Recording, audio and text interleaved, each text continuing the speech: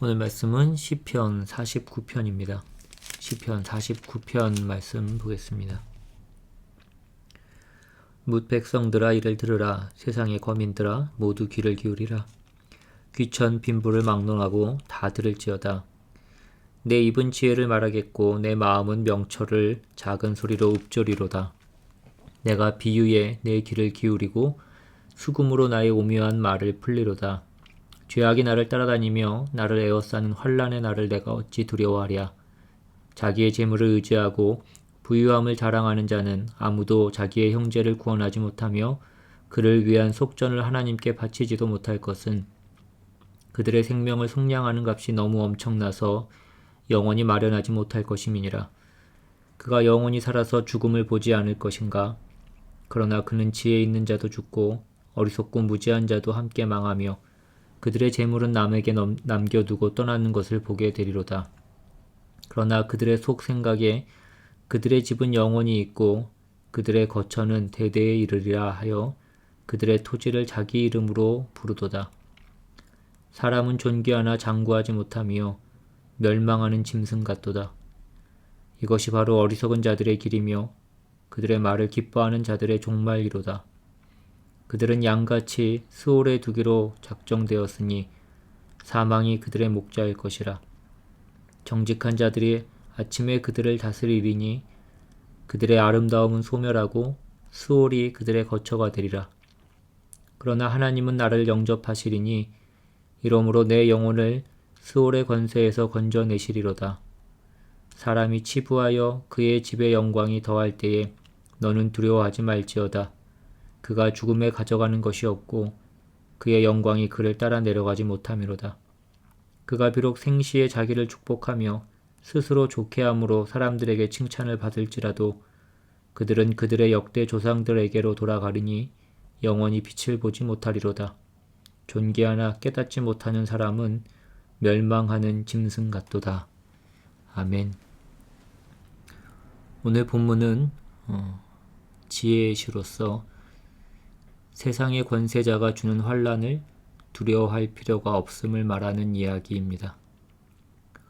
먼저 오늘 본문 1절부터 3절까지 말씀을 다시 한번 보시면 뭇 백성들아 이를 들으라. 세상의 거민들아 모두 귀를 기울이라. 귀천 빈부를 막론하고 다 들을지어다. 내 입은 지혜를 말하겠고 내 마음은 명철을 작은 소리로 읊조리리로다. 본문에서 시인은 너희 모든 이스라엘 백성들아 들으라. 가나안의 거민들아 귀를 기울이라 라고 얘기하지 않고 세상의 거민들아 모두 귀를 기울이라 라고 그렇게 얘기합니다. 이 말씀은 오늘 본문의 이 말씀들을 누구나 다 들어야 할 그런 진리라는 것입니다. 그리고 귀천 빈부를 막론하고 즉 신분의 높고 낮음이나 경제적인 빈부에 관계없이 모든 인생들이 들어야 할 그런 말씀이라고 그렇게 얘기하고 있습니다. 우리가 사는 이 세상에는 귀천과 빈부가 있습니다. 세상은 공평하지 않습니다. 세상은 결코 동일선상에서 출발하는 달리기도 아니고 같은 조건에서 경기를 하는 그런 게임이 아닙니다. 우리가 조금만 눈을 들어서 보아도 우리는 그러한 것들을 너무나 잘 확인할 수 있습니다. 어떤 사람은 태어나면서부터 굉장히 똑똑하고 또 누구는 부모를 잘 만나서 날 때부터 부자로 태어나는 사람도 있습니다. 반면에 어떤 사람은 아무리 노력해도 안 되는 경우도 있습니다. 아무나 노력한다고 좋은 대학에 들어갈 수 있는 것도 아니고 자본주의라고 해서 아무나 노력하면 누구나 잘 살 수 있는 그런 세상도 아닙니다. 세상은 분명히 불공평합니다. 그리고 이 세상은 죄로 인하여서 그 불공평이 더욱더 심화되었습니다. 성경도 세상이 공평하다고 말하지 않습니다. 그러나 그 세상의 불공평함을 두려워하지 말라고 말씀합니다. 오늘 본문 5절에 보시면 죄악이 나를 따라다니며 나를 애워싸는 환난의 날을 내가 어찌 두려워하랴 라고 그렇게 말씀합니다. 이 구절의 말씀은 새 번역으로 보면 좀 더 우리가 이해하기 쉽게 그렇게 번역이 되어 있는데, 이 5절 말씀이 새 번역에서는 나를 비방하는 자들이 나를 애워싸는 그 재난의 날을 내가 어찌 두려워하리요 라고 그렇게 되어 있습니다. 그러니까 믿음의 사람을 비방하는 자들이 있습니다. 그들의 정체는 누구냐면 그 다음 구절들을 보면 알 수 있는데, 그들은 자기의 재물을 의지하고 그리고 부유함을 자랑하는 그런 자들입니다. 그러니까 믿음의 사람을 비방하는 자들은 부유하고, 오늘 이 본문을 지은 이 시인은 재난과 환난 가운데 있습니다. 이것이 어찌 공평한 상황이라고 할 수 있겠습니까? 악인과 의인이 같은 위치에 있다고 해도 그것은 공평하지 않은 것인데, 오히려 악인이 부자고 의인은 가난하며 환난 가운데 있습니다. 이것을 보고 누가 공평하다고 말할 수 있겠습니까? 이것은 분명히 불공평한 것입니다. 세상은 귀천 빈부가 있습니다. 물론 오늘날 우리가 사는 이 자본주의 사회에는 노예는 없습니다. 왕도 없습니다. 그러나 실상을 보면 노예 제도가 있을 때보다 더 심한 어떤 사회적 계급이 존재합니다. 분명한 귀천과 빈부가 있습니다. 그런데 그것보다 더 중요한 것이 있는데, 그것은 하나님 앞에서의 귀천 빈부입니다. 하나님 앞에서는 세상이 말하는 그 귀천 빈부는 사실상 무의미한 것입니다. 그래서 오늘 본문에서 2번이나 반복하면서 강조되는 문구가 있는데, 먼저 12절에는 사람은 존귀하나 장구하지 못하며 멸망하는 짐승 같도다 라고 되어 있고, 20절에도 존귀하나 깨닫지 못하는 사람은 멸망하는 짐승 같도다 라고 그렇게 되어 있습니다. 여기 나오는 존귀라는 단어는 보통은 좋은 의미로 사용되는 그런 단어입니다. 근데 여기에서의 존귀는 그렇게 존귀한 것을 의미하지 않습니다.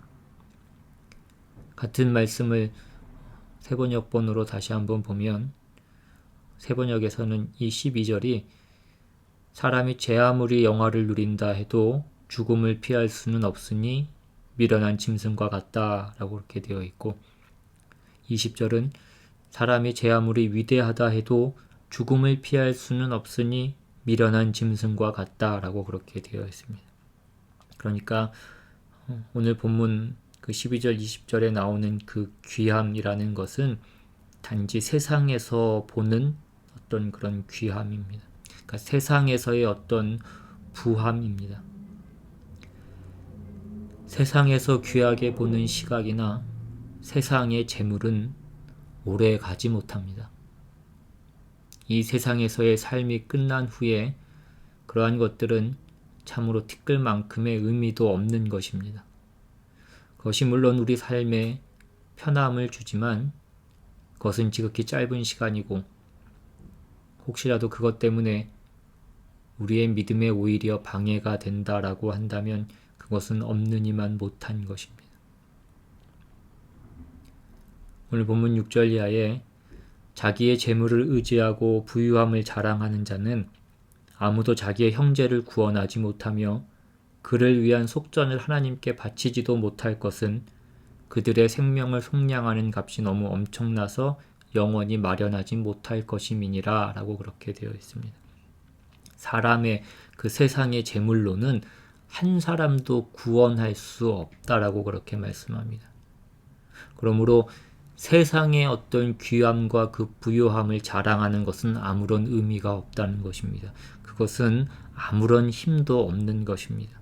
물질을 가진 것이 잘못된 것은 아니지만 그 물질을 의지하고 그 물질이 많은 것을 자랑하는 것은 잘못이라고 말씀하고 있습니다. 9절에 그가 영원히 살아서 죽음을 보지 않을 것인가? 그러나 그는 지혜 있는 자도 죽고 어리석고 무지한 자도 함께 망하며 그들의 재물은 남에게 남겨두고 떠나는 것을 보게 되리로다. 사람은 언젠가 다 죽고 죽으면 그 모든 물질도 남에게 남겨두고 떠나야 되는 것이라고 말씀하고 있습니다. 그래서 16절에서는 사람이 치부하여 그의 집의 영광이 더할 때에 너는 두려워하지 말지어다 라고 그렇게 말씀하고 있습니다. 죽으면 아무것도 가져가지 못하고 그 영광도 아무 소용이 없기 때문입니다. 그 사실을 깨닫지 못하면 아무리 존귀한 사람도 멸망하는 짐승과 같다고 오늘 본문은 말씀하고 있습니다. 오늘 우리가 사는 이 세상에는 귀천 빈부가 없는 것이 아닙니다. 그것이 분명히 있지만 그것은 의미가 없는 것이니 그것을 두려워하지 말아야 된다고 말씀합니다. 그 귀천 빈부에 매인 사람이 있고 그 귀천과 빈부를 초월한 사람이 있습니다. 하나님의 사람은 후자이어야 합니다. 여러분, 세상의 불공평을 두려워하지 마십시오. 세상은 분명히 불공평합니다. 그러나 공평하신 하나님께서 그것을 가만히 두지 않으실 것입니다. 공평하신 하나님께서 이후에 그 억울함을 다 풀어주실 것입니다. 그리고 지금 세상에서 힘들고 어려워도 그것은 큰 문제가 아니기에 그것을 우리에게 허락하시는 것임을 우리는 잊지 않아야 될 것입니다.